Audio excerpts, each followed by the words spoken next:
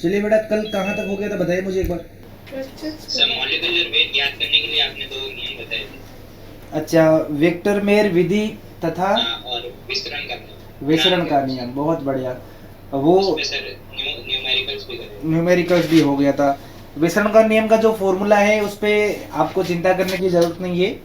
अब जरा नया टॉपिक डाल के लिखो सभी लोग, ये लास्ट टॉपिक है इस चैप्टर का। लिखिए सभी लोग।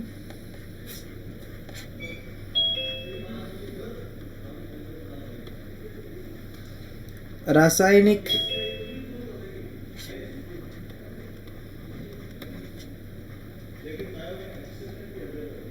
संयोजन के नियम।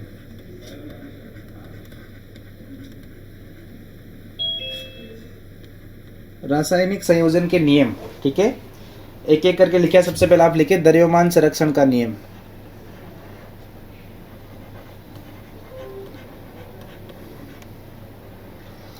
फर्स्ट है तुम्हारे पास में द्रव्यमान संरक्षण का नियम।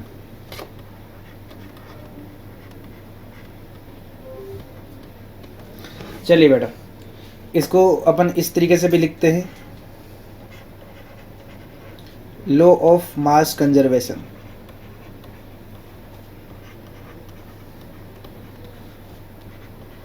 लॉ ऑफ मास कंजर्वेशन आप लिख लीजिए इसको। क्या होता है द्रव्यमान संरक्षण का नियम? तो हम बोल देंगे कि किसी रासायनिक अभिक्रिया में द्रव्यमान को ना तो नष्ट किया जा सकता है ना ही बनाया जा सकता है, ठीक है।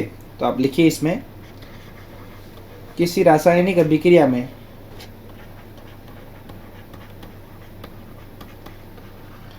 किसी रासायनिक अभिक्रिया में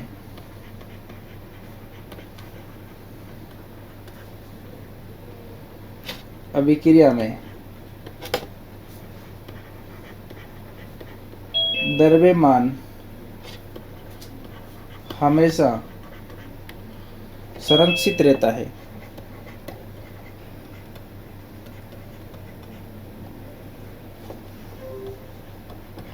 संरक्षित रहता है, ठीक है। ब्रैकेट में लिख देता हूं मैं, ना नष्ट कर सकते हैं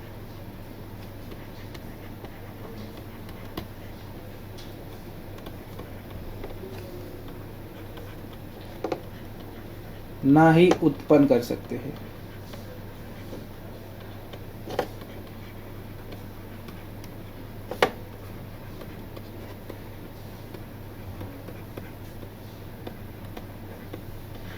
ठीक है, इसका मतलब ये हो गया।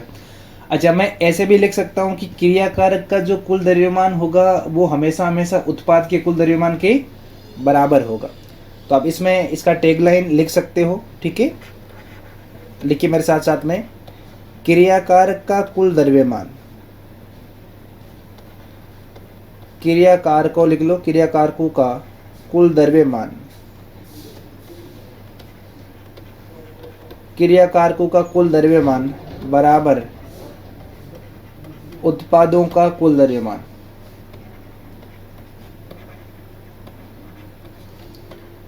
इसको ऐसे भी लिखा जा सकता है बेटा,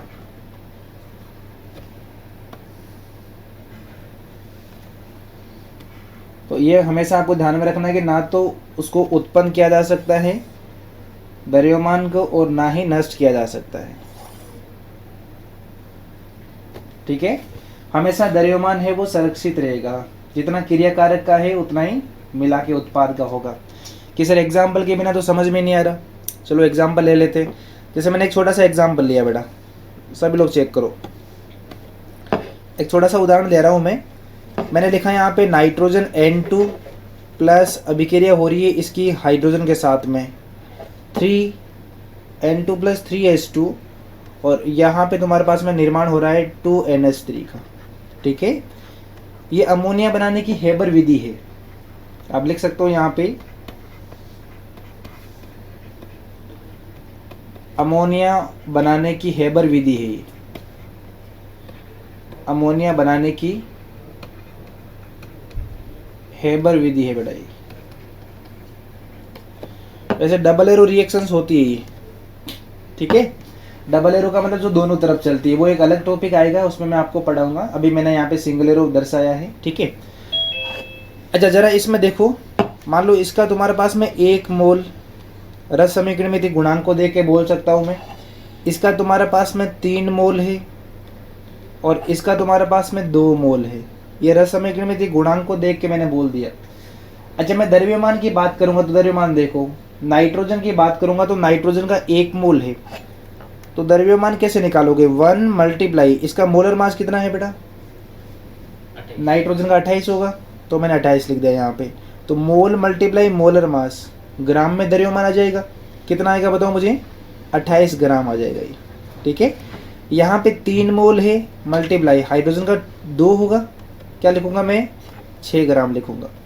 और यहाँ पे बताओ बेटा मुझे, 2 मोल अमोनिया का है और 17 क्या होगा इसका मोलर द्रव्यमान होगा, कितना आएगा ये, 34 ग्राम आ जाएगा, ठीक है। तो जरा देखो मैं चेक करता हूँ, यहाँ पे बताओ मुझे क्रियाकारकों का कुल द्रव्यमान कितना है, क्रियाकारकों का कुल द्रव्यमान। तो आप जरा जो एरो लिखा है उस एरो के क्रियाकारकों का कुल द्रव्यमान, तो यहाँ पे तुम्हारे पास में हो जाएगा 28 प्लस 6, ये तुम्हारे पास में आ रहा है बेटा 34 ग्राम, 34 ग्राम आ रहा है। और यहाँ पे देख लो जरा उत्पादों का कुल द्रव्यमान, उत्पाद का कुल द्रव्यमान, और उत्पाद का कुल द्रव्यमान जब देखोगे तो उत्पाद में तो अमोनिया बना हुआ है, कितना है जरा उसका, 34 ग्राम है। तो मुझे बताओ क्या द्रव्यमान को नष्ट कर सकते हो, तो मैं बोलूँगा नहीं, जितना क्रियाकारक का होगा, जैसे यहाँ पे 34 ग्राम है क्रियाकारकों का, उतना ही तुम्हारे पास में उत्पाद का बन रहा है। तो इसी को मैं बोलता हूँ द्रव्यमान संरक्षण का नियम। हमेशा द्रव्यमान क्या रहेगा, संरक्षित रहेगा। अभिक्रिया में ना तो उसको उत्पन्न कर सकते हो, ना ही अभिक्रिया में उसको तुम नष्ट कर सकते हो। ऐसा नहीं कि तुमने क्रियाकारक तो 10 ग्राम लिया और उत्पाद 5 ही ग्राम बन रहा है, 5 ग्राम तुमने गायब कर दिया, ऐसा संभव नहीं है। लेकिन कुछ इसके एक्सेप्शन माने जाते हैं कि सर एक्सेप्शन किस प्रकार के होंगे। जैसे मान लो तुम्हारे पास में कोई रेडियो सक्रिय एलिमेंट है, रेडियो सक्रिय एलिमेंट है, रेडियो सक्रिय एलिमेंट का मतलब होता है कि वो विकिरण उत्सर्जित करता रहता है और उसका जो द्रव्यमान है वो ऊर्जा के रूप में उत्सर्जित होता है। आपने पढ़ा होगा E=mc², आइंस्टीन इक्वेशंस, ठीक है, आइंस्टीन समीकरण आपने पढ़ी होगी। दूसरी बात, जो नाभिकीय जो रिएक्शंस होती है, ठीक है, जिसे अपन रेडियोधर्मी अभिक्रियाएं बोलते हैं। तो रेडियोधर्मी अभिक्रियाओं में क्या होता है, उसमें भी तुम्हारे पास में जो द्रव्यमान है वो ऊर्जा के रूप में कन्वर्ट हो जाता है। तो द्रव्यमान को ऊर्जा में बदल सकता हूँ मैं, ये बात तुम्हें ध्यान में रखनी है। तो उन क्रियाओं को इसका एक्सेप्शन माना जा सकता है, ठीक है। बाकी हमेशा द्रव्यमान सुरक्षित रहेगा, जितना द्रव्यमान क्रियाकारकों की तरफ है उतना ही द्रव्यमान उत्पाद की तरफ होगा। तो यहाँ तक सभी बच्चे नोट करें एक बार। एक जरा एग्जाम्पल तुम चेक करो, एग्जाम्पल एक और लिखवा देता हूँ मैंने इस तरीके से लिखा, 2SO2 plus O2 gives 2SO3। जरा चेक करो क्या द्रव्यमान संरक्षित है, सभी बच्चे चेक करो। हाँ बेटा बताओ, हो गया सर। द्रव्यमान क्या संरक्षित नजर आ रहा है तुम्हें? Yes sir. Very good. कितना आ रहा है SO2 plus O2 का मिला के, कितना आ रहा है? 160 ग्राम। 160 ग्राम। देखो जरा, इसका तुम्हारे पास में मैं देख सकता हूँ 2 मोल है, और ये तुम्हारे पास में 1 मोल है, और ये तुम्हारे पास में 2 मोल है, ठीक है। अच्छा 2 मल्टीप्लाई कितना करोगे, SO2 का कितना हो रहा है, 64, तो ये कितना 128 ग्राम। Yes sir. और 1 मल्टीप्लाई 32, ये कितना आ रहा है, 32 ग्राम। Yes sir. 2 मल्टीप्लाई इसका मोलर द्रव्यमान 80 होगा, तो ये 160 ग्राम आ जाएगा, ठीक है। तो मैं लिख सकता हूँ यहाँ पे टोटल मास ऑफ रिएक्टेंट्स, ये तुम्हारे पास में 128 प्लस 32 कितना आ रहा है बेटा, 160 ग्राम। 160 ग्राम आ रहा है। और यहाँ पे मैं लिख सकता हूँ total mass of products, total mass of product, तो ये भी मुझे पता चल रहा है बेटा कितना आ रहा है, 160 ग्राम। अच्छा, मोल संरक्षण का नियम होता है क्या? सोच के देखो, मोल संरक्षण का नियम हो सकता है क्या? कौन बताएगा भाई? मोल संरक्षण का क्या हो सकता है? सोच के बताओ, ऐसे नहीं हो सकता है, क्या हो सकता है? कौन बताएगा मोल संरक्षण का नियम हो सकता है क्या? हाथ खड़े करो तो बता दो, फिर गलती से हो गया तो। मोल संरक्षण का नियम हो सकता है क्या? नहीं सर, क्यों नहीं हो सकता? वो नहीं हो सकता। नहीं हो सकता, किसने मना करा? अच्छा, द्रव्यमान संरक्षण का हो सकता है। हो सकता है, बिल्कुल सही जवाब है बेटा, डरने की कोई बात नहीं है। मुझे बताओ, मोल संरक्षण यहाँ पे लग रहा है क्या? देखो, क्रियाकारक के मोल बताओ कुल कितने? क्रियाकारक के 2 मोल नहीं है, ढंग से देखो थोड़ा। 3 है, और उत्पाद के 2। तो बराबर आ रहे क्या दोनों तरफ? नहीं। नहीं आ रहे, क्योंकि मोलर द्रव्यमान अलग अलग है इनका मोलर द्रव्यमान क्या है बेटा? अलग अलग है। इसीलिए यहाँ पर मोल संरक्षण के नियम की कभी भी बातचीत नहीं होगी। समझ पा रहे हो तुम? Yes sir. बहुत बढ़िया बेटा, चलिए thank you sir. Okay. Next लिखिए सेकंड नंबर पे,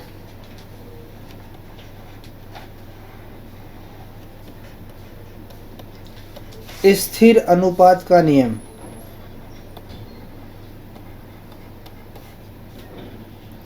स्थिर अनुपात का नियम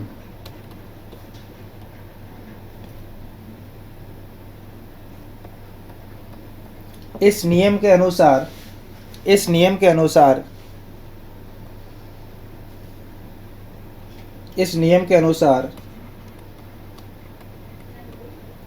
किसी यौगिक में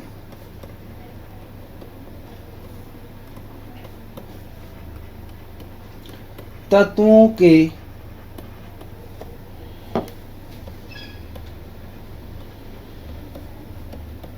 द्रव्यमानों का अनुपात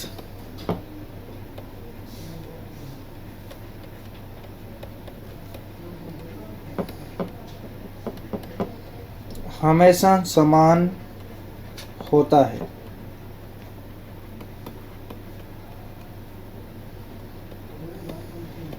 ठीक है, इस नियम के अनुसार किसी यौगिक में तत्वों के द्रव्यमान का अनुपात हमेशा समान होता है।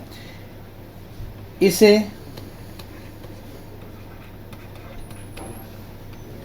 निश्चित संगठन का नियम भी कहा जाता है। निश्चित संगठन का नियम भी कहा जाता है।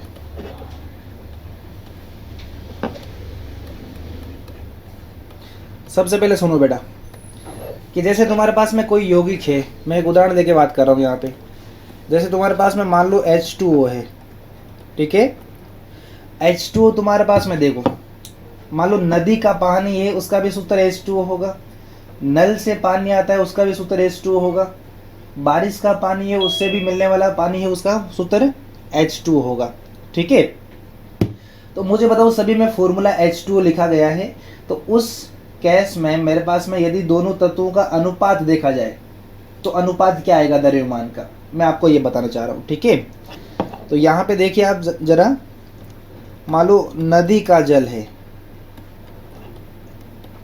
ठीक है, ये तुम्हारे पास में नल का पानी या नल का जल या फिर बारिश का जल, किसी का भी ले लो, बारिश का जल, सभी का फॉर्मूला तो क्या होगा भैया? H2O ही तो होगा, क्या अलग होगा? H2O ही होगा। तो इसमें हाइड्रोजन और ऑक्सीजन का द्रव्यमान का अनुपात देख रहा हूँ। हाइड्रोजन 2 ग्राम है मुझे पता है, और ऑक्सीजन ये तुम्हारे पास में 16 होगा। ठीक है, तो इसका अनुपात बताओ क्या आएगा? अनुपात, सरल अनुपात, 1 कितना आएगा? 1:8 आएगा। बिल्कुल ठीक बोल रहे हो तुम। ये तुम्हारे पास में 2 ग्राम है और ये तुम्हारे पास में 16 ग्राम है, तो इन सभी का मुझे बताओ क्या आएगा? 1:8 आएगा। और सभी में क्या समान ही रहेगा या अलग होगा? सभी में समान रहेगा। अब परिभाषा पढ़ के देखो जरा, किसी यौगिक में तत्वों के द्रव्यमानों का अनुपात हमेशा समान होता है, इसे निश्चित संगठन का नियम भी कहते हैं। अच्छा मान लो लेबोरेटरी में पानी का निर्माण करता, मान लो प्रयोगशाला में पानी का निर्माण करता, उसका फॉर्मूला भी क्या होता? H2 ही होता। तो वो कहाँ से बन रहा है, उसके बनने का मेथड क्या है, कहाँ से मिल रहा है, उस पर निर्भर नहीं करता। किसी यौगिक में तत्वों का हमेशा अनुपात है वो द्रव्यमान के अनुसार निश्चित होगा, या फिर बोल सकता हूँ मैं स्थिर अनुपात का नियम लागू होगा उस पर। यहाँ तक किसी बच्चे को दिख रहा है तो बताओ बेटा। मोल संरक्षण का नियम वापस बताओ सर, मैं डिफरेंट हूँ क्लास। मोल संरक्षण ऊपर होता है सर, S2 वाला। वो द्रव्यमान संरक्षण का नियम है सर आपने लाइन बोली ना मोल संरक्षण की, सर वो क्या चीज? वो मैंने जैसे बोला था कि मोल संरक्षण का नियम नहीं होता है। कई बार बच्चे क्या करते हैं, द्रव्यमान संरक्षण के नियम के साथ साथ में मोल संरक्षण का नियम भी लगा देते हैं, लेकिन मोल संरक्षित नहीं होता है, क्योंकि यहाँ पे मोलर द्रव्यमान अलग अलग है। तो क्रियाकारकों के कुल मोल बराबर उत्पादों के कुल मोल होना जरूरी नहीं है, ये मैंने बताया था। Okay sir. सर ये गंदे जल का भी जो नालियों कचरे की नालियों से आता है उसका ये अनुपात 8 क्यों कर दिया? क्या कह रहे हो बेटा? सर वो गंदा जल होता है ना, उसका भी एक अनुपात 8 ही होगा। हाँ, गंदे जल का भी सूत्र तो H2 ही होगा उसमें। वो तो जल का फॉर्मूला चेंज थोड़ी हो जाएगा, वो तो बाकी गंदगी मिल गई है उसमें। भाई H2 का फॉर्मूला परिवर्तित नहीं होगा उसमें, भले ही उसको तुम गंदा कर दो, लेकिन वो तो उसमें गंदगी तुमने मिला दी गई है, फॉर्मूला तो वही रहेगा H2 ही। चलो नेक्स्ट लिखो भाई, थर्ड लिखो आप, गुणित अनुपात का नियम। गुणित अनुपात का नियम, इसमें लिखो बेटा सभी लोग। इस नियम के अनुसार यदि दो तत्व संयोजित होकर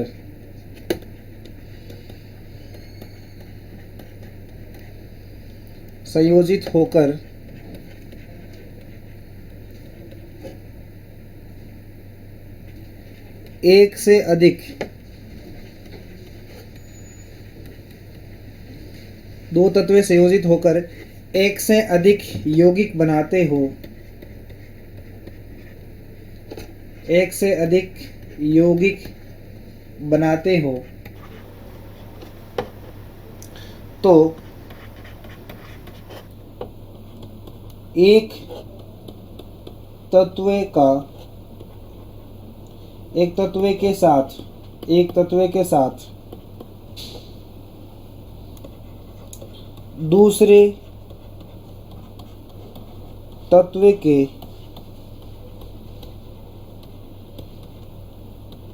संयुक्त होने वाले द्रव्यमान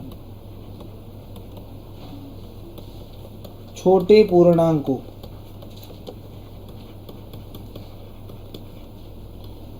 पूर्णांकों के अनुपात में होते हैं।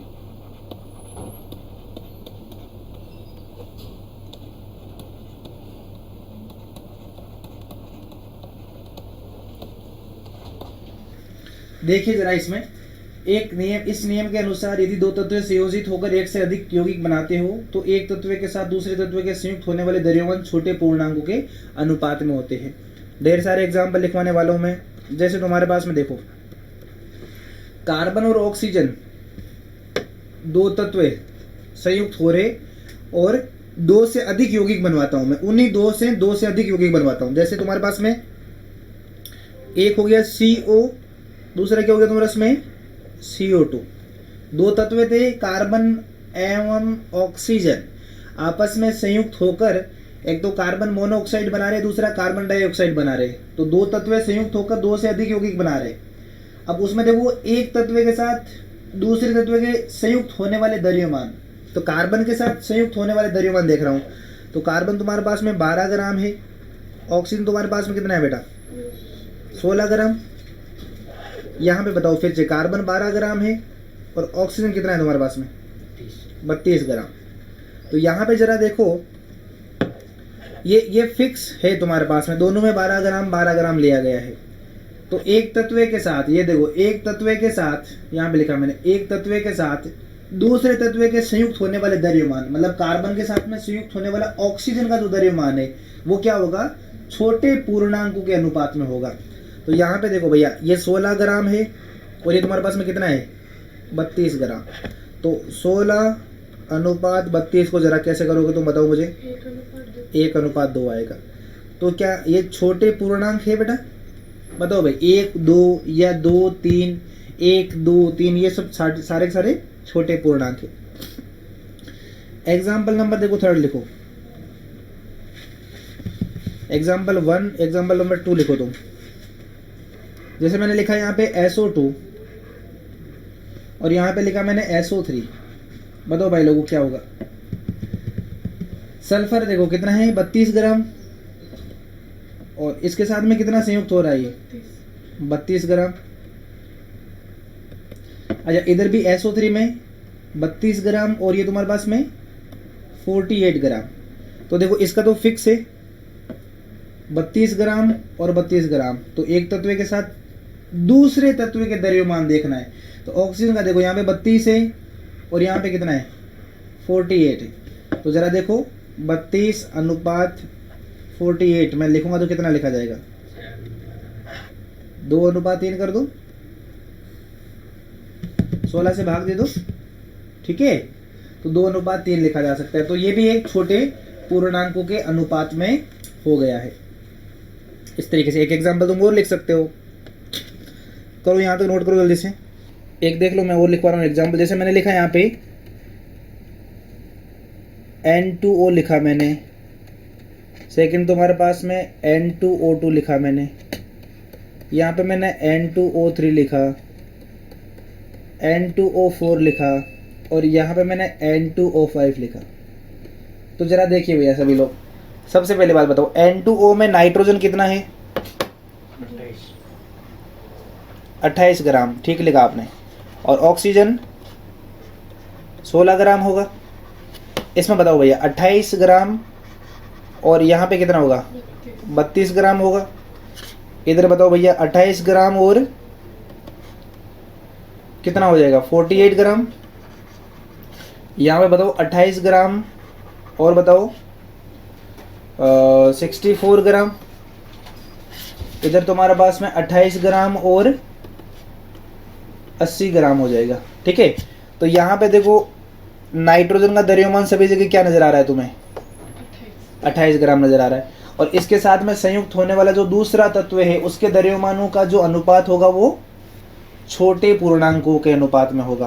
तो यहाँ पे देखो जरा 16 ग्राम है, 32 ग्राम है, 48 ग्राम है, 64 है और यहाँ पे 80 ग्राम है। तो इसका अनुपात निकाल के देखो, 16, 32, 48, 64 लिखा मैंने और यहाँ पे 80 लिखा मैंने। तो इसका जब अनुपात देखोगे तो क्या आएगा, 1:2:3:4:5 आ जाएगा। कर पाओगे भाई लोगों? बहुत आसान है, मुश्किल है ही नहीं। एक एग्जांपल और देख लो तुम लोग। जैसे मैंने ये लिखा H2O और एक लिखा मैंने H2O2। ये तुम खुद से करके बताओ कैसे करोगे। जैसे मैंने ऊपर वाले करे तुम वैसे ही बताओगे। वेरी गुड भाई। यहाँ पे मैं लिखूंगा हाइड्रोजन तुम्हारे पास में बेटा 2 ग्राम, ऑक्सीजन 1 और ऑक्सीजन 2। हाँ यहाँ पे तुम्हारे पास में 16 ग्राम हो गया, यहाँ पे 2 ग्राम हो गया और यहाँ पे 32 ग्राम हो गया बेटा। अच्छा, इसका तो मैंने फिक्स लिया 2 ग्राम देखो, और यहाँ पे तुम्हारे पास में 16 ग्राम इसके साथ में संयुक्त हो रहा है, वो यहाँ पे 32 ग्राम। तो 16 और 32 का अनुपात कितना आएगा, 1:2। क्या ये छोटे पूर्णांकों का है बेटा? छोटे पूर्णांकों में लिया गया ना बेटा। वेरी गुड, सभी बच्चों ने कर लिया, बहुत अच्छा। चलो भैया next 4th number. 4th number लिखो आप, आवोगाद्रो का नियम। म्यूट करो बेटा वापस से।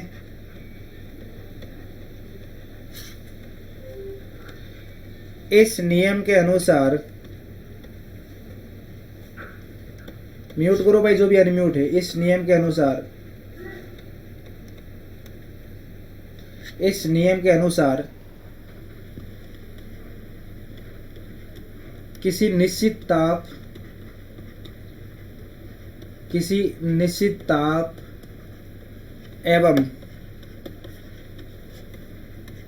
दाब पर गैसों के समान आयतन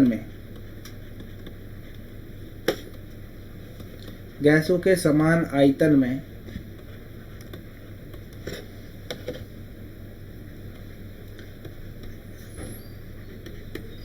अणुओं की संख्या समान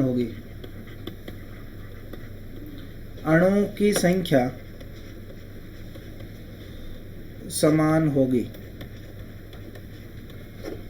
बहुत बढ़िया। अच्छा, PV is equal to nRT देखो, एक ये तुम्हारे पास में आदर्श गैस समीकरण है, ये पढ़ाई जाएगी तुम्हें, लेकिन मैं अभी इसका उपयोग कर रहा हूँ कि यहाँ पे तुम्हारे पास में देखो दाब, ताप और जो R है, ये सारे के सारे अभी यहाँ पे क्या है बेटा, ये नियत है। बताओ भाई दाब लिखा है ना मैंने यहाँ पे, ये देखो यहाँ पे लिखा है ताप भी नियत होना चाहिए और दाब भी नियत होना चाहिए। समान लिखने का मतलब या निश्चित लिखने का मतलब क्या होता है, नियत है वो।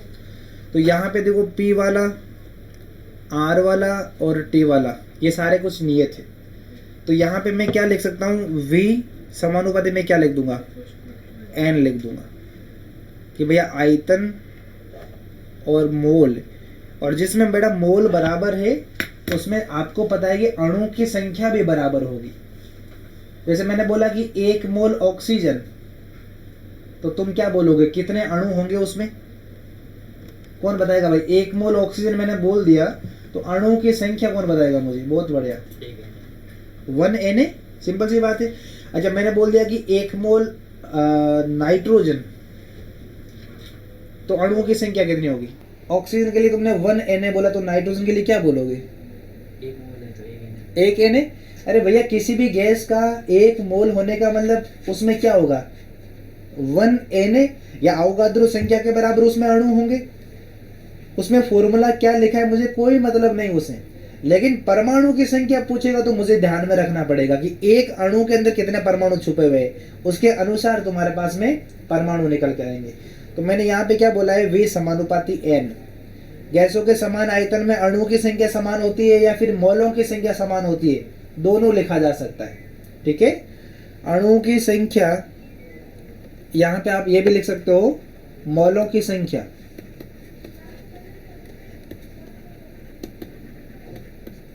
करो नोट करो सभी लोग यहाँ तक। लास्ट इसमें लिख लीजिए 5th नंबर पे,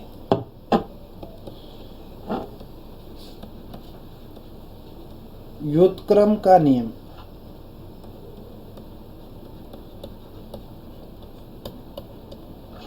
इस नियम के अनुसार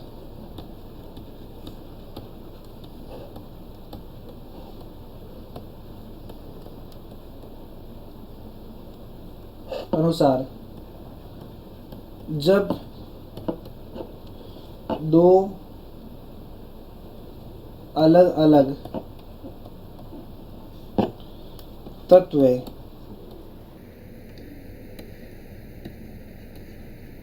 किसी तीसरे तत्व के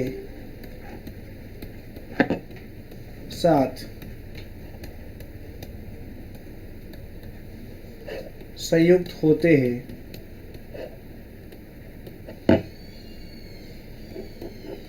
तब उनका अनुपात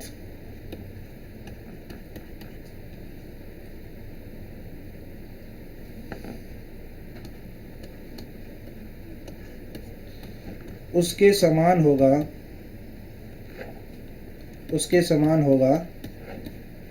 जब वह आपस में संयुक्त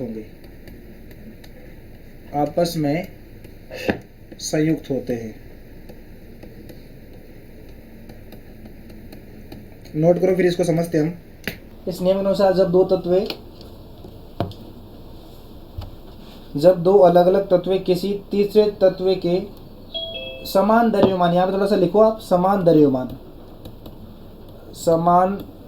द्रव्यमान के साथ संयुक्त होते हैं तो उनका अनुपात उसके समान होगा जब वे आपस में संयुक्त होते हैं। ठीक है, अब इसमें थोड़ा सा आपको ध्यान में रखना है, देखो एग्जाम्पल से आपको ज़्यादा समझ में आएगा, सभी बच्चे बहुत ध्यान से सुनेंगे इसको, ठीक है। जैसे मैंने एक एग्जाम्पल दिया आपको यहाँ पे, देखो ज़रा, मैंने लिखा यहाँ पे CH4 और एक लिखा मैंने H2, ठीक है बेटा। अब यहाँ पे ज़रा आपको देखना है कि दो तत्व है तुम्हारे पास में, कौन कौन वो दो तत्व है। तो मैं बोल दूंगा कि यार एक तो कार्बन है और एक ऑक्सीजन है। दो तत्व कौन है? कार्बन और ऑक्सीजन। और तीसरे तत्व की बात कर रहा हूँ, कौन होगा तुम्हारे पास में? हाइड्रोजन होगा, होगा नहीं होगा? तो इसमें देखो जरा आप कैसे लिखोगे, यहाँ पे देखो 12 ग्राम तुम्हारे पास में ये है और हाइड्रोजन कितना तुम्हारे पास में? 4 ग्राम। अच्छा यहाँ पे बताओ भाई मुझे, यहाँ पे तुम्हारे पास में 2 ग्राम और यहाँ पे कितना हो जाएगा तुम्हारे पास में? ऑक्सीजन 16 ग्राम। तो इसको सिंपल फॉर्म में लिख सकते हो तुम, कितना हो जाएगा सिंपल फॉर्म बताओ मुझे, सिंपल फॉर्म में लिख के बताओ इसको। 3 और ये 1 ग्राम हो जाएगा क्या? हाँ। 3 और 1, और ये तुम्हारे पास में 1 और 8। अच्छा मुझे बताओ सिंपल अनुपात जब मैंने देखा तो यहाँ पे देखो हाइड्रोजन का दोनों का कितना आ रहा है यहाँ पे बताओ, क्या समान है ये वाला और ये वाला क्या समान है? और परिभाषा पढ़ो क्या लिखा है जैसे तुम्हारे पास में, वापस है। इस नियम के अनुसार जब दो अलग अलग तत्व है तो कौन से वो दो अलग अलग तत्व है? Carbon and oxygen. कार्बन है तुम्हारे पास में, एक ऑक्सीजन है, दोनों अलग अलग तत्व है।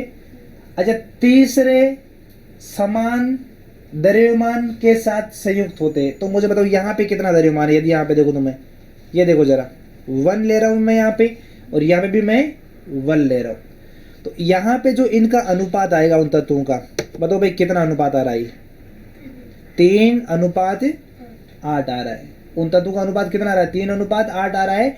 और वो समान होगा जब वो तत्व आपस में दोनों संयुक्त होंगे। तो जरा आपस में दोनों तत्वों को संयुक्त करके देखो, तो यहाँ पे बना रहा हूँ मैं CO2।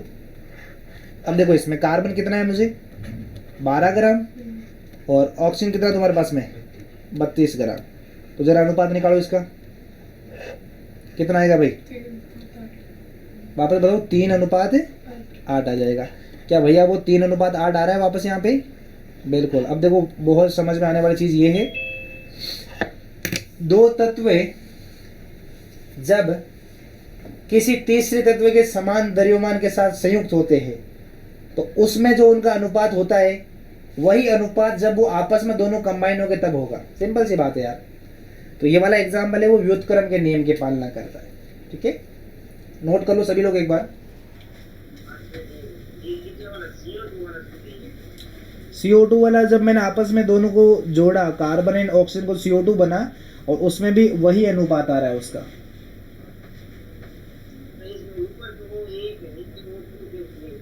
समान लिया है ना मैंने, उसमें लिखा है परिभाषा में समान द्रव्यमान। और कोई स्टूडेंट? सर वो पेपर वाला क्वेश्चन पूछना है। हाँ जी बेटा बताओ कौन सा क्वेश्चन है, एक एक करके पूछो। सर वो 50वां। अब सुन लो भाई, पहली बात तो नोटबुक में लिखवाए क्वेश्चन रिपीट नहीं होगा। नोटबुक में जो करवा दिया गया है वो आप यदि पूछ रहे हो, इसका मतलब आप गलत हो भैया, आप लोग पढ़ाई नहीं कर रहे हो घर पे। चलो क्वेश्चन नंबर, आपका ग्रुप कौन सा है? आपको सभी को पेपर मिल गया होगा। हाँ सर। मैं बोल देता हूँ एक एक करके, ठीक है। हाथ नीचे कर लो एक बार सारे बच्चे। Hello sir. हाँ जी बेटा। Sir law of mass conservation में मतलब प्रोडक्ट का अगर है ना मास दिया हुआ है, हाँ, और सर वो अशुद्ध है मतलब, तो उसको पहले शुद्ध करना पड़ेगा ना क्रिया कारकों का कुल द्रव्यमान निकालने के लिए। क्या पूछ रहा है तू? वापस पूछ। सर वो आपने लिखा है द्रव्यमान संरक्षण का नियम। तो अशुद्ध है तो भाई, अशुद्धि तो जब मिलाई गई है तो अशुद्धि तुम ले रहे हो तो उसका कुछ ना कुछ तो द्रव्यमान होगा ना। वो तो होगा, मतलब आपने बताया था ना अशुद्ध मतलब रिएक्शन में नहीं भाग लेती। हाँ हाँ, तो वो तो आपको काउंट नहीं करना है ना अशुद्ध को, वो पहले उसको शुद्ध करना पड़ेगा। वो तो हटाना पड़ेगा, वो तुमने पहले ही हटा लिया। हाँ ओके सर। चलो भाई क्वेश्चन नंबर देख लेना एक बार 1 से, मैं बोल रहा हूँ। जिसको भी डाउट है 1 से क्या ये हो गए तुम्हारे पास में। मेडिकल वाला पेपर डिस्कस कर रहा हूँ मैं। कितने नंबर से होगा अपना? 46 से है भैया। 46, 47, 48, 49 सर 47 और 48 समझ में नहीं आया। 47 हाँ प्रतिशतता वाला कर पाओगे तुम? क्लास में थे जब मैंने पढ़ाया था? नहीं सर, क्यों? सर मैंने लेट ज्वाइन किया था। तो एक बार बेटा नोट्स अपन पहले करेंगे, ठीक है हाँ भाई? जो न्यू स्टूडेंट है वो कम से कम पेपर वाले पुराने न्यूमेरिकल्स आपने अभी तक यदि नहीं पढ़ाए तो आपको दोबारा पढ़ाया जाएगा, आप मस्त रहो उसके लिए, ठीक है? और आपको 40 हाँ वो सारा कुछ ही 48 47 सब कुछ पुराना ही है। जो न्यू स्टूडेंट है उनको यदि पेपर में नहीं हुआ है तो भाई वो कोई दिक्कत नहीं, उनको वापस से चैप्टर पढ़ना पड़ेगा तब जाके होगा वो। जो पढ़ चुके हैं उनकी बात कर रहा हूँ मैं। 51 सर 50वां क्वेश्चन बताना। 50वां क्वेश्चन कौन पूछ रहा है भाई? तो सबसे पहले तो बता कि दो मोलरता और उसमें रिलेशन क्या है। मोलरता और मोलरता में फॉर्मूला बोल जल्दी से। 1000 मोलरता M. Small M equal to क्या लिखेगा? 1000 कैपिटल एम। हाँ बटे हाँ बोल आगे। 1000 डी एक मोलरता इनटू मॉलिक्यूलर वेट। बिल्कुल ठीक बोला तुमने। मोलरता मल्टीप्लाई मॉलिक्यूलर वेट। हाँ सर। बस इसी फॉर्मूले को उल्टा सीधा करा है उसने। अब यहाँ पे तो मैंने क्या स्मॉल एम निकाला है और यहाँ पे वो क्या निकाल रहा है बता मुझे? घनत्व डी। डी निकाल रहा है। तो तू इसको वज्र गुणा करके नहीं कर सकता? हाँ सर। कर लेगा ना? हाँ सर कर लो। डिवाइड बाई 1 कर दे। इसको इधर गुणा कर, इसको इधर गुणा कर। हाँ सर वज्र गुणा करके। वज्र गुणा करके फिर तुझे स्मॉल डी को इधर रखना है, बाकी सबको उधर भेज देना है, ठीक है? Okay sir. बस कुछ नहीं करना, इस फॉर्मूले को उसने उल्टा सीधा करके लिख दिया है। अगर एनटीपी और एचटीपी पर एक ही दोनों का मतलब। हाँ एक ही मतलब है दोनों का। 51 का आंसर नहीं आ रहा मेरे से। 20 ग्राम NaOH तथा 2.45 ग्राम H2SO4 में ग्राम तुल्यांकों का अनुपात। सबसे पहले बता भाई, 20 ग्राम NaOH दिया गया है हाँ सर। तो तुल्यांक कैसे निकालेगा? Ne equal to W by E. हाँ सर। W 20 ग्राम दिया गया है। E का वैल्यू कितना होगा इसके लिए? 40। हाँ सर। अच्छा दूसरे वाले H2SO4 के लिए बता। 2.45 डिवाइड बाई E का वैल्यू कितना होगा? 49 होगा, उसका आधा हो जाएगा ना। H2SO4 के लिए लिखोगे तो उसका n फैक्टर 2 है तो 98 डिवाइड बाई 2 लिखोगे 49 आ जाएगा। इनका अनुपात पूछा यार, कर लेगा तू? हाँ सर आप कर लो। चलो भाई 52 53 54 सर एल्यूम्स का तुल्यांक एल वो तुम्हारे पास में फिटकरी का ही फॉर्मूला है भैया, ये नोटबुक में लिखवाया गया, जरा तुम देखना।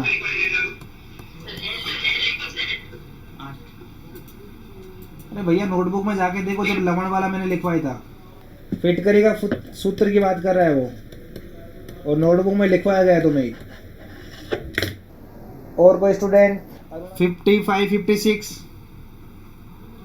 57 सर 54 में एलआर व ईआर क्या करना है फिर कौन शेष रहेगा? 30 ml H2 20 ml O2 क्रिया करके जल बनाती है तो अभिक्रिया के अंत में शेष बचेगा। इसमें आपको ER कितना बचेगा वो ज्ञात करना है। हाँ सर थैंक यू। ER कितना बचेगा वो निकालना है आपको। सर 46 समझो तो। 46 यार तेरे को मैंने बोला ना भैया कि एक बार तू पुराने नोट्स पढ़ेगा तब समझ में आ जाएगा। तुझे अभी चैप्टर में से पूरी थ्योरी एक बार पढ़नी पड़ेगी, फिर तुम समझ पाओगे। सारा कुछ लिखा है चैप्टर में। वीडियो लेक्चर कितने देख लिए तुमने ये बताओ? सर 6 देख लिए। तो उसमें ये तुम्हारे पास में ये सबसे लास्ट वाला है बेटा, ये तुल्यांक की बाहर जो टॉपिक है ना, हाँ सर। ये सबसे अभी 6 में आया ही नहीं होगा तुम्हारे ही। हाँ सर। 6 वाले में देखो तुम क्या कर सकते हो, जैसे तुम्हारे पास में प्रतिशतता वगैरह भी अभी नहीं आया होगा। हाँ सर वो मोल ही चलता है। हाँ अभी तो स्टार्टिंग वाला ही चल रहा है, तो अभी आ जाएगा, कोई दिक्कत नहीं। और पेपर ये संभाल के रखना, जब तुम ये सारा कुछ चैप्टर एक बार हो जाएगा तो फिर मैं आपको सारे बता दूंगा, क्योंकि अभी तुमने ये बिल्कुल चीज़ें पढ़ी ही नहीं बेटा, ठीक है? कोई दिक्कत नहीं यार, मैं वापस पढ़ाऊंगा तुम्हें चैप्टर। उसके बाद बताओ भाई 57 58 59 60 तक। 59 सर। 59 एल, ये देख लिखा हुआ है यहाँ पे, फिटकरी को एलएम बोलते हैं भैया। ठीक है। और इसका तुम टोटल चार्ज निकालोगे तो वो नोटबुक में तुम्हें मिल जाएगा। टोटल चार्ज निकालना है तुम्हें, टोटल चार्ज कितना आएगा, धनाइन और ऋणाइन 8 आएगा, तो मॉलिक्यूलर वेट डिवाइड बाय 8 लिखना है, ऑप्शन सी हो जाएगा। सर 57।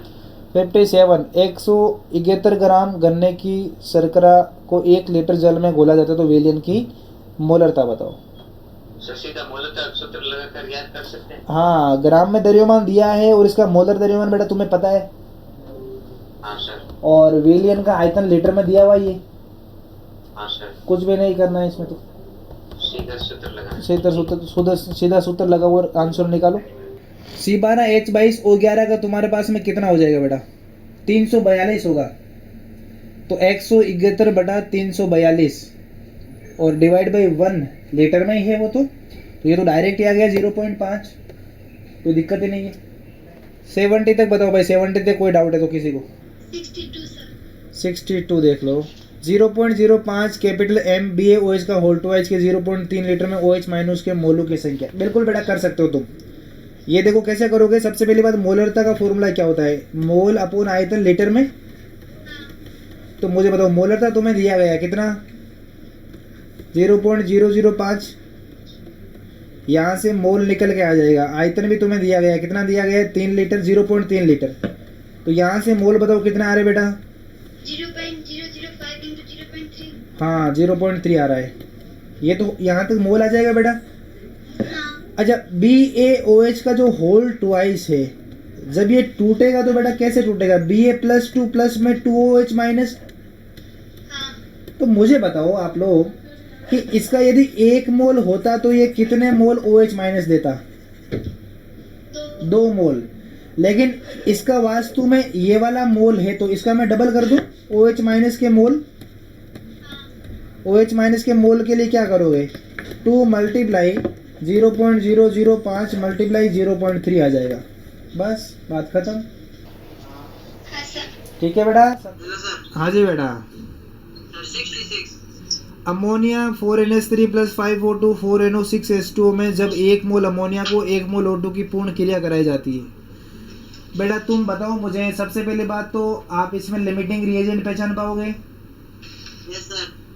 तो लिमिटिंग रिएजेंट का पता लगाना है। बाकी ऑप्शन वही दे रहा है कि 1 मोल H2O बनाता है, 1 मोल NO बनेगा, पूर्ण ऑक्सीजन खर्च हो जाएगी, पूर्ण अमोनिया खर्च हो जाएगी। तो तुम लिमिटिंग रिएजेंट निकालोगे तो उसके आधार पर तुम जवाब दे पाओगे। तो देखो दोनों का 1-1 मोल है, तो लिमिटिंग रिएजेंट सूत्र क्या होता है, लिमिटिंग रिएजेंट पहचान करने का बताओ खुद से। लिमिटिंग रिएजेंट पहचान करने का सूत्र क्या होगा बेटा, मोल अपॉन रस समीकरण गुणांक। हाँ, मोल दिए गए मोल अपन रस समीकरण में गुणांक होगा। Yes sir. अच्छा, दोनों के 1-1 मोल दिए गए हैं और दोनों के 1-1 मोल दिए गए हैं और अपोन में मैं 4 और 5। भैया मैं कह रहा हूँ कि जिसको भी पेपर डिस्कशन करना है वो रुक सकता है, टाइम होने के बाद में भी रुक सकता है। मैं डिस्कस करूंगा बच्चों के साथ, जो भी डाउट है वो भी पूछ सकता है। तो 1/4 1/5 दोनों में से छोटा कौन है बताओ। 1/4 सर। 1/4 और 1/5 में कौन छोटा है। 1/4। यार तुम ढंग से सोच के बताओ यार। 1/5 सर। 1/5 छोटा होगा ना। Yes sir. छोटा क्यों है, क्योंकि जितने बड़े नंबर से भाग दोगे तो आने वाली संख्या छोटी नहीं मिलेगी। Yes sir. 1/4 होता है 0.25, 1/5 होता है 0.20, तो 1/5 छोटा है।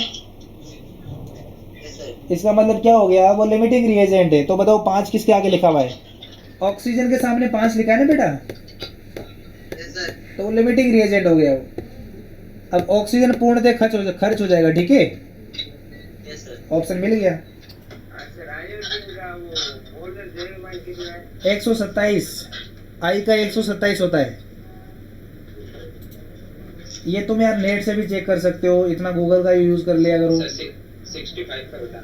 65 4.2 ग्राम। ये देखो ठीक क्वेश्चन है, लेकिन इसमें तुम लोग गलतियां क्या करो। देखो वैसे मैं इस टाइप के क्वेश्चन करवा चुका हूँ, लेकिन मैंने यहाँ पे एक थोड़ा सा अच्छे लेवल का बनाने की कोशिश करी है। सबसे पहले बताओ मोल कैसे निकलेगा, 4.2 डिवाइड बाई कितना हाँ सर 4.2 डिवाइड बाई 14 कितना आ जाएगा? 0.3 0.3। 0.3। अच्छा n-3 लिखा हुआ है, ठीक है। हाँ तो n-3 का मतलब टोटल इलेक्ट्रॉन 10 इलेक्ट्रॉन हो गए, लेकिन मैंने कुल इलेक्ट्रॉन नहीं पूछे, मैंने इसमें पूछा संयोजकता इलेक्ट्रॉन। सर वो तो तो संयोजकता मुझे बताओ, संयोजकता कोष कौन सा होता है? मैं कितनी बार बता चुका हूँ, ये फर्स्ट कोष, ये सेकंड कोष। जो बाह्यतम कोष है वही संयोजकता कोष होगा। इसमें 2 इलेक्ट्रॉन है हाँ और 1 2 3 4 5 6 7 8 8 इलेक्ट्रॉन बाहर वाले में है। बाहर वाले हैं सर। तो संयोजकता इलेक्ट्रॉन बताओ 10 होंगे या 8 होंगे? 10 कुल इलेक्ट्रॉन है भैया। सर माइनस में आए तो वो जोड़ना है ना, वो वाले ही बताए थे इलेक्ट्रॉन क्या करना है। सिर्फ इलेक्ट्रॉन नहीं पूछा है इसने, इलेक्ट्रॉन पूछा होता तो आसान हो जाता, इसने पूछा संयोजकता इलेक्ट्रॉन। हाँ तो संयोजकता इलेक्ट्रॉन का मतलब सिर्फ बाह्यतम कोष के इलेक्ट्रॉन बताना है तुम्हें। Okay sir. 8 है। तो 8 है, अब बस इससे कर लो, क्या दिक्कत है। हाँ सर वो तो 68 49 सर। 49 98% W/W की मोलरता। नहीं सर ये नहीं है। 49 तो यही है। अरे हमारे जेई वालों के अलग है 49। कौन सा है, तू बोल के बता दे यार। 12.5 ग्राम कैल्शियम कार्बोनेट नमूने के तापीय विघटन से एनटीपी पर 2.24 लीटर CO2 निकलती है। तो नमूने की सूत्र ये मैं तेरे से उम्मीद नहीं करता हूँ कि तू इस टाइप के न्यूमेरिकल्स पूछेगा। पता है क्यों? बता भाई जल्दी से। क्योंकि इस टाइप के खूब सारे न्यूमेरिकल्स नोटबुक में हो चुके हैं। 12.5 ग्राम से तुम्हारे पास में एक्चुअल में कितना बनना चाहिए था वो निकाल लो, और कितना बन रहा है वो दिया हुआ है इसने। तो प्रतिशत सूत्रता का सिर्फ सूत्र लगाना है और कुछ नहीं करना है। ओके सर ये थोड़ा सा क्वेश्चन कोई नहीं आ रहा। तो अब तो समझ गया ना, 12.5 ग्राम से, ओके सर ओके। सुन ले, 12.5 ग्राम से कितना बनेगा ये खुद से निकाल दो, ठीक है। और 2.24 लीटर उसने दिया है, तो एक तो तू खुद से निकालेगा, एक इसने दे दिया है। वहां पर डायरेक्ट तू प्रतिशत सूत्रता का फॉर्मूला नोटबुक में है वो लगाओ, और हाथ खड़े करो जल्दी से। अणुओं की संख्या ज्यादा कब होगी? जब मोल ज्यादा होंगे। हाँ, जब मोल ज्यादा होंगे तो अणुओं की संख्या भी ज्यादा होगी। बिल्कुल ठीक समझ रहे हो, लेकिन परमाणु के लिए फिर देखना पड़ेगा उस अणु को कि एक अणु में कितने परमाणु छुपे हुए हैं। 76 क्वेश्चन। 76 क्वेश्चन। अच्छा मुझे बताओ यार, देखो मैं आपको हिंट देता हूँ, तुम खुद से करोगे। 98 मिलीग्राम दिया हुआ बेटा, ठीक है। और उसमें से क्या कर रहा है ये, 3.01 मल्टीप्लाई 10⁻20 अणु हटा देता है। तो मुझे बता यार, ग्राम से डायरेक्ट अणु थोड़ी हटा सकते हैं हम। तो मैं क्या करूंगा, पहले जो मिलीग्राम है उसको ग्राम में परिवर्तित कर। तो मिलीग्राम को ग्राम में बदलने के लिए क्या लिखेगा, देख 98 मल्टीप्लाई 10⁻³ ग्राम हो जाएगा ये। और यहां से बेटा मोल निकाल, मोल कितना आएगा। तो मोल निकालने के लिए क्या लिखा, gm/mm। तो किसका भाग देगा बता मोल निकालने के लिए। 98 मल्टीप्लाई 10⁻³ डिवाइड बाई किससे करेगा, 98 से करेगा। तो कितने मोल आ रहे बेटा, 10⁻³ आ रहे। अच्छा अब इसमें से 3.01 गुणा 10⁻20 अणु हटा रहे, तो मैं कितने मोल हटा रहा हूँ ये निकाल सकता हूँ क्या अणु से। तो वापस से इसके भी मोल निकाल ले। तो इसके मोल कैसे निकलेगा, 3.01 मल्टीप्लाई 10⁻20 डिवाइड बाई किसे करेगा, 6.02 बिल्कुल ठीक बोल रहे हो बेटा। तो ये तुम्हारे पास में देखो यहाँ पे 0.5 आएगा और 10⁻³ आएगा, ठीक है। अब ये मोल तुम्हारे पास में पहले थे, इसमें से तुम इतने वाले हटा रहे हो, तो इसको तुम ऐसे लिख लो ना यार, 1 मल्टीप्लाई 10⁻³ इसको लिख सकता हूँ मैं। इसमें से हटा दे 0.5 मल्टीप्लाई 10⁻³ कितना बचेगा, 0.5 मल्टीप्लाई 10⁻³ ऑप्शन बताओ कौन सा है, ऑप्शन बी, ठीक है 89 सर। 89। चलो बेटा देख लेते हैं। चलो बेटा देखो, इसमें देखो सबसे पहली बात, अच्छा ऐसा मैंने एक न्यूमेरिकल्स आपको नोटबुक में करवाया था, उसमें मैंने क्या करा था, आपको वैल्यू मैंने दिया था कि 3 ग्राम मेटल है वो ऑक्सीजन के साथ में अभिक्रिया करके 5 ग्राम मेटल ऑक्साइड बनाता है। ऐसा न्यूमेरिकल्स यदि है तो तुम ढूंढ के बताओ जल्दी से, होगा। तो मुझे बताओ, एक तत्व का A1 ग्राम इसका A2 ग्राम ऑक्साइड देता है, एक तत्व का A1 ग्राम, बोलो भैया, ये तुम्हारे पास मान लो धातु ऑक्साइड है यहाँ पे, तो इसका कितना द्रव्यमान दिया गया है पहले बताओ मुझे। A1 ग्राम, और कितना दे रहा है यहाँ पे, A2 ग्राम देता है। तो ऑक्सीजन का ग्राम कितना होगा, A2 माइनस A1 हो जाएगा। अब बेटा तुम तुल्यांक बराबर कर दो, धातु के तुल्यांक M के तुल्यांक बराबर क्या करोगे, ऑक्सीजन का तुल्यांक बेटा। इसका मात्रा कितना है, W/E वाला फॉर्मूला लगा रहा हूं मैं, ठीक है। तो A1 डिवाइड बाई E कर दो बेटा, इसका तो मुझे पता नहीं, निकालना है। इक्वल टू यहाँ पे क्या करूँ, A2 माइनस A1 8 कर दो। तो बेटा E निकाल पाओगे क्या तुम, A1 अपॉन क्या करोगे, A2 माइनस A1 मल्टीप्लाई 8 कर दो। ऑप्शन बोलो, ऑप्शन सी, ठीक है भैया। Yes sir, thank you. बहुत बढ़िया। और कोई स्टूडेंट बताओ भाई, जिसको भी डाउट है, हर कोई बोल सकता है, सभी को डाउट बताई जाएगी। नोटबुक में होगा तो मैं ये भी बता दूंगा कि इस प्रकार का नोटबुक में करवा चुका हूँ। ये वाला नोटबुक में इस प्रकार का हो चुका था, मैंने वहाँ पे मान दिया था, यहाँ पे मैंने मान नहीं दिया, आपको वैल्यू A1 A2 दे दिया। और कोई स्टूडेंट हाथ खड़े करो जल्दी से। 87 0.84 ग्राम धातु कार्बोनेट पूर्णतया N/2 N2SO4 के 40 मिली से क्रिया करता है, तो धातु कार्बोनेट के तुल्यांक की भार होगा। ये तो तुम दोनों के तुल्यांक बराबर करके कर सकते हो बेटा नरेश भाई। धातु कार्बोनेट के तुल्यांक बराबर क्या कर दो, H2SO4 के तुल्यांक। अब दोनों तरफ देखो, एक तरफ तो W/E वाला फॉर्मूला लगा दो, और उसमें आपको देखो 0.84 ग्राम दिया गया है, और दूसरी तरफ नॉर्मलता मल्टीप्लाई आयतन वाला लगा दो। और लेकिन आयतन को तुम्हें मिलीलीटर में दिया गया है, तुम बेटा लीटर में चेंज कर लोगे, ठीक है। 81। अच्छा अच्छा अच्छा, देखो जरा, क्या बेटा तुम तुल्यांक की भार मैंने जब पढ़ाया था तुम क्लास में थे? सर तब मेरी क्लास चल नहीं रही थी, नेटवर्क प्रॉब्लम की वजह से। अरे ऐसे मत करो यार, तो भी बता दो मुझे तुल्यांक की भार क्या होता है, परिभाषा तुम पता है तो तुल्यांक की भार क्या है वास्तव में, तुम्हें जितना पता है उतना ही बता दो तुम।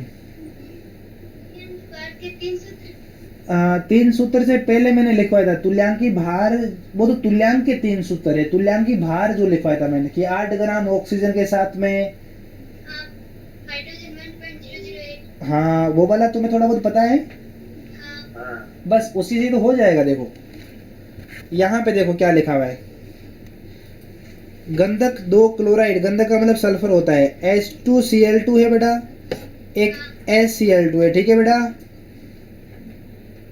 अच्छा सल्फर कितना ग्राम है यहाँ पे, 64 ग्राम।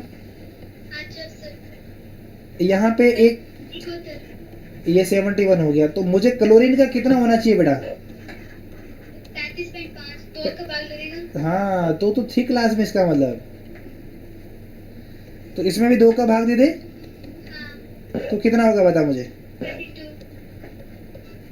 बस यही पूछा उसने, ये उसने एग्जाम्पल दे दिया। देख यहाँ पे 32 ग्राम है और यहाँ पे 71 ग्राम है, इसको 35.5 में परिवर्तित करेंगे तो ये कितना आ जाएगा,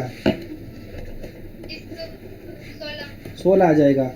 तो इसने ये दिया है कि इसका 16 है, तो इसका कितना होगा, तो इसका कितना हो जाएगा 32। बस ऑप्शन दे कौन सा मिलेगा, ऑप्शन सी दिया हुआ है। वो ऐसे देखो, ऐसे भी लिख सकता है वो, 1/2 नॉर्मल था ऐसे लिख देते कई लोग तो, और कई लोग उसको N/2 भी लिख देते हैं, मतलब ये दोनों का मतलब एक ही है वैसे।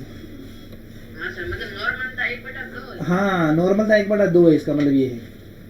सर शुद्ध जल का इस अनुपात क्या होगा? किसका? शुद्ध जल। शुद्ध जल का मतलब वही H2O ही है बेटा। सर D2O होता है ना शुद्ध तो? वो भारी जल होता है। हाँ भारी जल का तो फिर क्या होगा इस अनुपात? भारी जल का D2O होगा, उसका देखो अलग होगा। वो तो तुम्हारे पास में ड्यूटेरियम है ना, वो उसका समस्थानिक है, तो समस्थानिक वाले पे ये रूल नहीं लगेगा। तो यहाँ पे D2O देख लो, D2O में देख लो, ये जो D लिखा जाता है ये तुम्हारे पास में 1H2 होता है बेटा। हाइड्रोजन के 3 आइसोटोप्स होते हैं समस्थानिक, 1H1, 1H2, 1H3। तो दूसरे वाले को ड्यूटेरियम बोलते हैं, डी। तो इसमें देख कितना हो जाएगा, तू बता मुझे। 4:16। 4:16, 1:4। हाँ, 1:4 हो जाएगा। ठीक है, बहुत बढ़िया। सर 1s3 को क्या कहते हैं? 1H3 tritium. 1H3 होता है वो ट्राइटियम होता है बेटा।